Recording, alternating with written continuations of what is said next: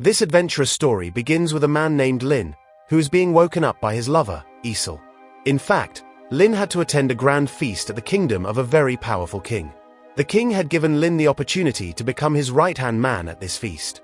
So, Lin immediately got up and rushed to the place.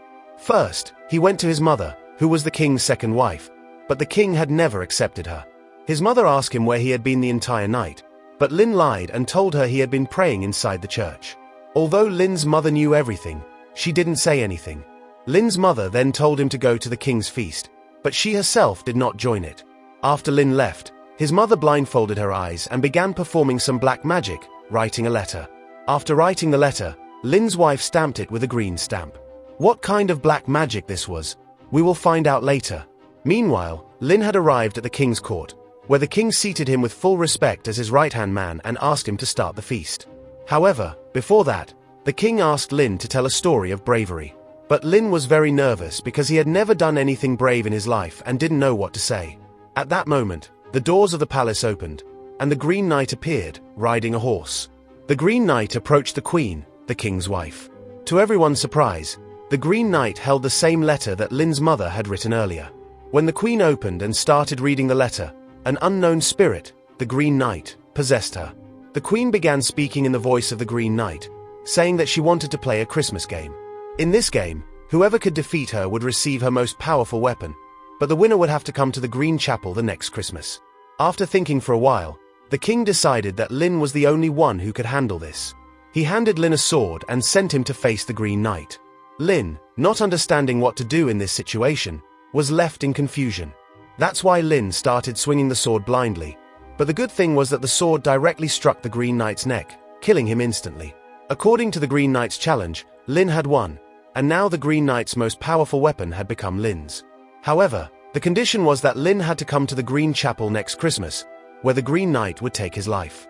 At that moment, Lin felt that he had made the biggest mistake of his life. Slowly, time passed, and Lin became very famous throughout the kingdom for his act of bravery. The people of the kingdom began to regard him as a great warrior. But the reality was that Lin himself didn't know why all of this was happening to him. He didn't know anything about fighting, yet he had become a warrior.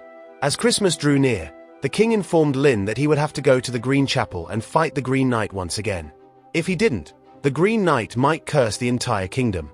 However, Lin's girlfriend, Isel, kept advising him not to go to the Green Chapel, as it posed a great danger to his life. But Lin was now bound by duty. The entire kingdom started preparing to send him to the Green Chapel. Before leaving, Lin met his mother for the last time. She advised him that the journey ahead would be full of hardships, but he must never lose hope and continue moving forward. Lin's mother gave him a green-colored cloth, telling him to never part with it. It seemed like Lin's mother had cast some kind of black magic on the cloth, imbuing it with mystical powers, though Lin had no idea about it. With his mother's blessings, Lin set off on his long journey. After hours of traveling, Lin reached a battlefield. This wasn't just any ordinary battlefield. It was a ground where large armies had fought, and there were still the bodies of soldiers lying around. As Lin moved ahead, he saw a boy and asked him for the way to the Green Chapel. The boy told him the route but, in exchange, wanted a reward. Lin quickly tossed a coin towards the boy, which made him very happy, and the boy left. But as Lin ventured deeper into a dense forest, a group of bandits attacked him. To his surprise, the same boy appeared, revealing that he had intentionally given Lin the wrong directions so that they could rob him of everything he had. The boy's companions started checking Lin's belongings, and soon they discovered the dangerous weapon given to Lin by the Green Knight. It became clear that the boy knew about the power of this weapon, so he took the weapon and left with it. The bandits bound Lin's hands and feet tightly, trapping him in that place. Lin couldn't escape. Hours passed, but no one came to help him. Shockingly, Lin imagined that he had become a skeleton, stuck and dead in that forest. This vision made him realize that if he didn't escape soon, his future might look just like his imagined skeleton. Determined, Lin began to struggle to free himself. He somehow reached his sword and cut the ropes that bound him, freeing himself. Now, Lin hurried toward the direction where the boy had taken the weapon. The dense forest made it hard for him to see anything clearly, but after walking for a while, Lin stumbled upon a lake. On the side of the lake, there was a small house. Without thinking much, he entered the house. Inside, it was dark and he couldn't see anything. After such a long journey, Lin was extremely tired, so he decided to rest and fell asleep right there. A little while later, a girl named Veenie entered the house. Lynn immediately woke up and apologized to her, saying he had mistakenly come into the house. Because Lynn was so exhausted, he had fallen asleep there. Veenie didn't say anything about it, but the eerie thing was that she was floating toward him. Lynn quickly realized that Veenie was not a human but a spirit. Veenie then led him to the lake to explain her story. She told him that some time ago, a cruel king had tried to attack her with bad intentions, but she resisted. As a result, the king sent his soldiers to kill her. Now, Veenie asked Lynn for help. She could only find peace if he retrieved her skeleton from the lake. Lynn, feeling indebted because he had stayed in her house, agreed to help her. He courageously dove into the lake and, after much searching, found her skeleton. He brought it up to the surface, but when he looked around, he couldn't find Veenie anywhere. However, he noticed a fox nearby, staring at him. He had seen this fox before, but he couldn't figure out its connection to everything happening around him. Lynn then entered the house with the skeleton, and when he looked at the bed where he had been resting, he saw more parts of Veenie's skeleton. As Lynn looked down, he saw Veenie's head, and it spoke to him, warning him to beware of the Green Knight, as someone close to him would be out to harm him. Lynn then placed Veenie's head back with the rest of her skeleton, and she was finally at peace. As soon as he did that, he noticed the dangerous weapon of the Green Knight, which had been stolen by the bandits earlier. Now, Lynn had the weapon, and with it, he set off again on his journey. Lynn's destination was still far, but he was determined to get there, regardless of food or rest. After some time, he arrived in a mountainous region with a large cave. Lynn decided to rest in the cave for a while. However, as he entered, he saw the same fox that had been following him. The fox had been with Lynn from the beginning, following him, and now Lynn invited it into the cave. In no time, they formed a bond, and the fox decided to stay with Lynn permanently. After resting for a while, Lynn set off again, with the fox by his side, leading the way. Continuing on his journey, Lynn came across a place where giant humans, resembling titans, were walking around. It felt like a scene straight out of Attack on Titan, where enormous beings roamed. Lynn approached the titans, asking them to carry him, but before they could do so, the fox suddenly stepped in front of them and started barking loudly. It seemed to realize the danger and wanted to protect Lynn. Hearing the fox's cries, the titans backed off, and Lynn understood that there was some reason behind the fox's protective behavior. As they moved forward, they eventually reached a grand palace. Lynn thought it would be a good place to rest for the night. Upon entering, he was greeted by a king who invited him to sit and talk. The king had heard many stories of Lynn's bravery and knew about his victory over the Green Knight. The king wanted to show Lynn something, so he led him into a room where his mother, blindfolded, was sitting. What startled Lynn was that the king's wife looked exactly like his girlfriend, Isel. Lynn was completely confused and couldn't understand how this was possible. The king, along with his family, invited Lynn to dinner, and he joined them at the table. However, the king's wife kept staring at Lynn, seemingly drawn to him. Lynn, feeling uneasy, told the king that he needed to reach the Green Chapel as soon as possible. The king responded that the Green Chapel was not too far away, but with Christmas still 5 days away, he had time to rest before continuing his journey. Lynn, after accepting the king's offer, decided to stay and rest at the palace. While in his room, the king's wife came to him, clearly intent on becoming physically close to him. She desired to have an intimate relationship with Lynn, but Lynn had no interest in such matters. She asked him for a kiss, and instead of rejecting her, Lynn kissed her on the cheek.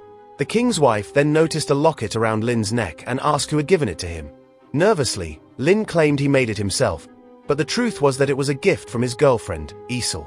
The king's wife, persistent in her desires, offered to give Lynn the green cloth his mother had given him before his journey, in exchange for becoming intimate. Lynn desperately wanted that cloth since it had been stolen by some men along the way. To get it back, he reluctantly tried to please the queen, though he couldn't fully fulfill her wishes. Disappointed, she left him. As Lynn sat there, he noticed the queen had a blindfold on, and this sight terrified him. Fearing danger, he grabbed his powerful weapon and ran from the palace, heading into the forest. But soon, the king appeared, telling Lynn he had a surprise for him. The king reached into a bag and pulled out the fox, which immediately ran to Lynn and hid behind him. Lynn, feeling frustrated and angry, realized that despite his efforts, the queen had not given him the green cloth. The king, without further words, left, and Lynn, determined to reach the Green Chapel, continued his journey through the dense forest with the fox by his side. After traveling a while, Lynn came upon a small sea with a boat docked by the shore. He was heading toward the boat when, suddenly, the fox appeared in front of him, frantically barking. To Lin's surprise, the fox began to speak, warning him not to board the boat. Lin, determined to fulfill his promise to the Green Knight, ignored the warnings of the fox and continued his journey to the Green Chapel.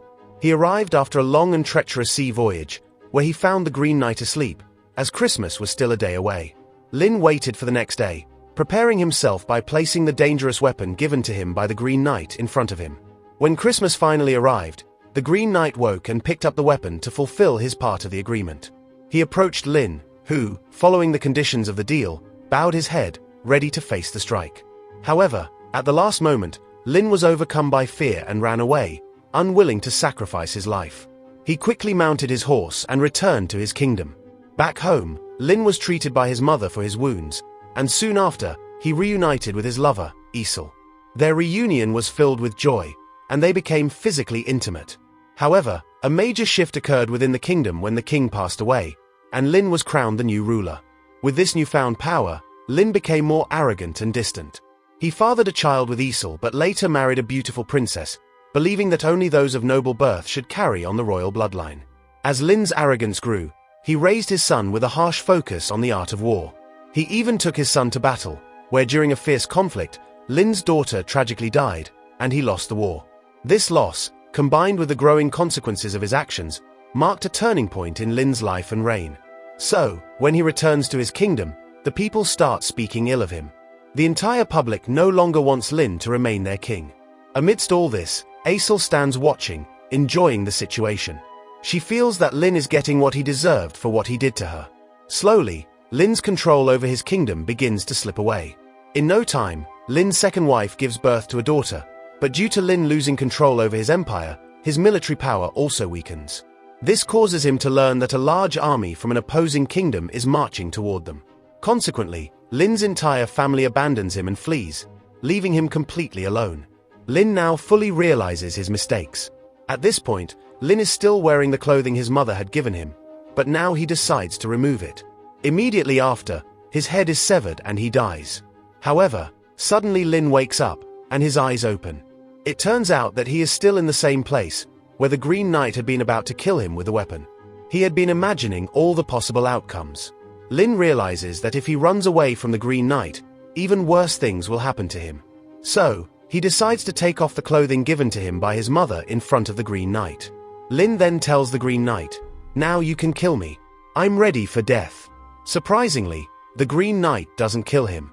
Instead, he tells Lin, "You are truly a great warrior. There is no fear in you, and you will achieve great deeds in the future." The Green Knight then tells Lin to go safely. In reality, this entire situation had been orchestrated by Lin's mother because she wanted her son, who was still careless, to become a great warrior and take pride in his work. That's why, at the beginning of the story, Lin's mother used black magic to send the letter to the king.